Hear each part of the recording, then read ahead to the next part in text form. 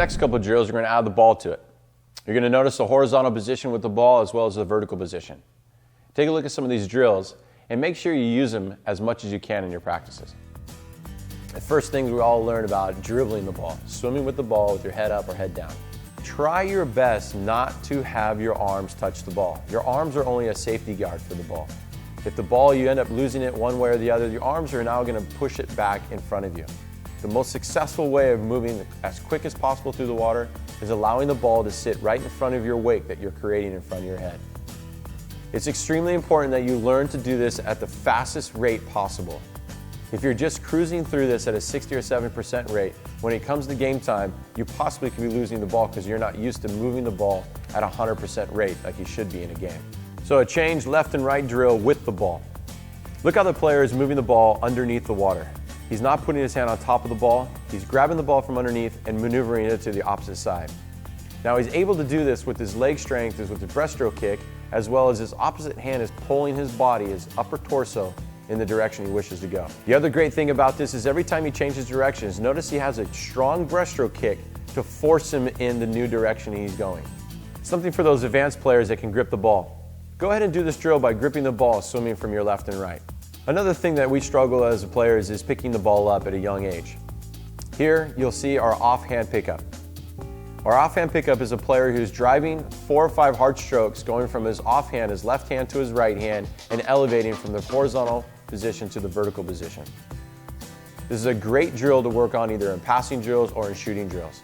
The other key element to here is that offhand. It's not putting your hand on top of the ball or needing the big hands to be able to grip the ball. The other thing I tell my players is never to pass the ball from one hand to the other. When the ball's in the air passing from one hand to the other, you don't have control of it. You are allowed to shovel the ball to your other hand. So for a split second, both hands can be touching the ball.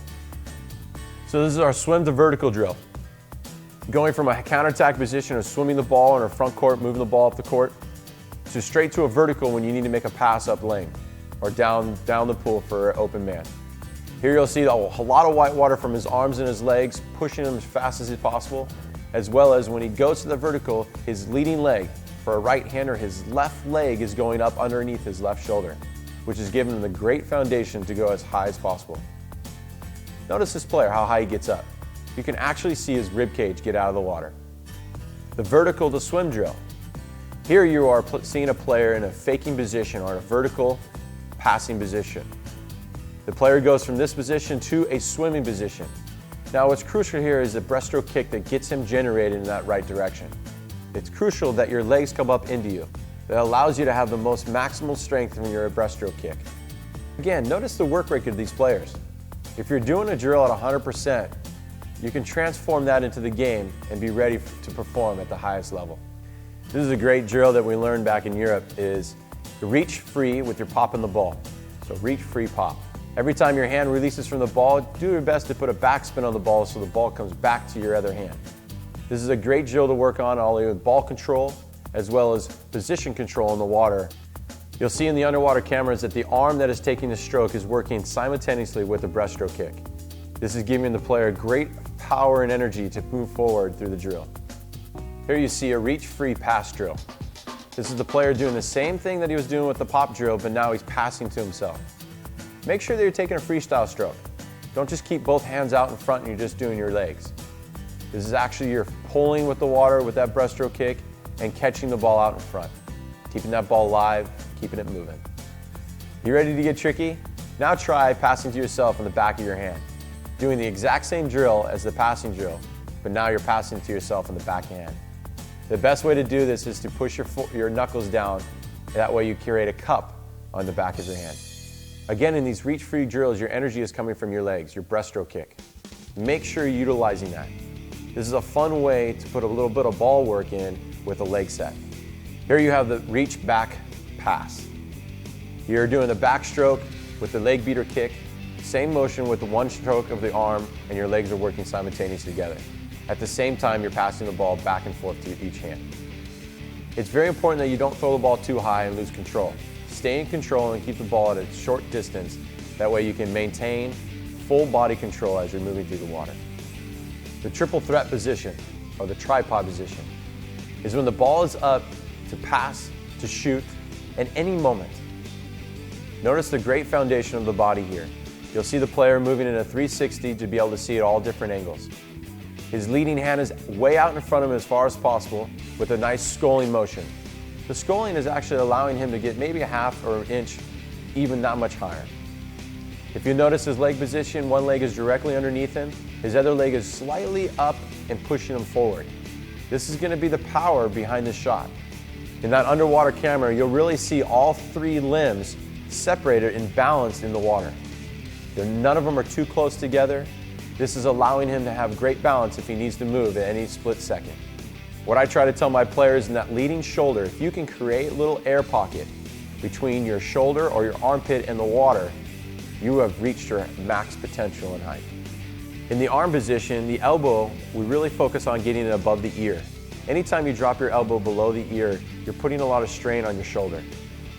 This leads to surgeries and other injuries. Keep that elbow up. Your arm is a whipping motion that your body is generating the power from. Here in our dive moves, creating new passing lane or shooting lanes. Going from a vertical to a horizontal back to the vertical position. This is a very crucial drill to learn at a young age.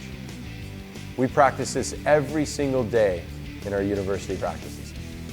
If you notice the player here, he's moving dives to his left, to his strong side, to his right, coming across his body. Moving forward dives, as well as backward dives. If you're able to move in all directions, it'll give you time to recognize or visualize the game ahead of you.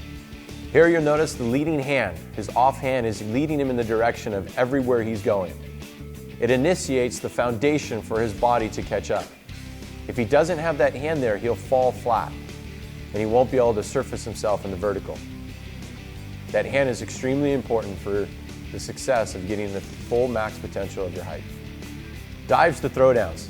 This is a great drill to go 25 yards or 30 meters. You can dive, go back to the vertical, snapping your legs back underneath you. Notice here the knees, once he goes in that horizontal dive, his knee is coming quickly up inside of his midsection to allow him to have that foundation to go vertical. Here, after your second dive, you go up and you throw the ball down as though you're shooting the ball or passing the ball. Do this with force. That way you can work on your lower back muscles as well as your stomach muscles. Here we have the standard position for an elbow control. This is when the offensive player is protecting the ball on the perimeter. It's very important to notice that they're face to face. Too many times you see at a young age, they go back to back. And when you have back to back, there's no vision of the cage. The great thing about elbow control is now you have control of your defender. This is very important to be able to maneuver either a give and go or receive the ball on the perimeter. Notice the player here lifting his head up and checking out the vision of the game, whether the 2-meter man is open or who his next pass is going to be. The one thing I want you to notice in the underwater camera, notice the bodies are in a 45-degree angle. They're both pushing into each other. If one player drops his hips, they're going to lose advantage or lose spacing.